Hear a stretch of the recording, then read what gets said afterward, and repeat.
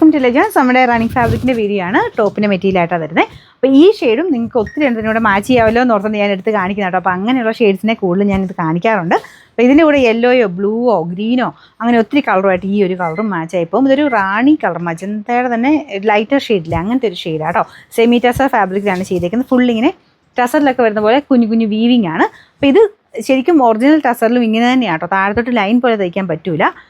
തയ്ച്ച് കഴിഞ്ഞാൽ ഇതിനല്ലേ ആ ഒരു ത്രെഡ് വീവിങ് ഇങ്ങനെ താഴത്തോട്ട് വരുമ്പോഴത്തേനും കട്ട് ചെയ്യുന്ന സ്ഥലത്തു നിന്ന് ആ ത്രെഡിൻ്റെ വീവിങ് അഴിഞ്ഞു പോകും. അപ്പോൾ നമ്മൾ കട്ട് ചെയ്യുമ്പം ഇങ്ങനെ തന്നെ കട്ട് ചെയ്യണം കേട്ടോ. അപ്പോൾ ഇങ്ങനെ വരും ഇതിൻ്റെ ഒരു ലൈൻസ്. അങ്ങനെ വൃത്തികേടൊന്നുമില്ല, കാരണം ഒറിജിനൽ ടസറിലും ഒക്കെ ഇതിങ്ങനെ തന്നെയാണ് വരിക.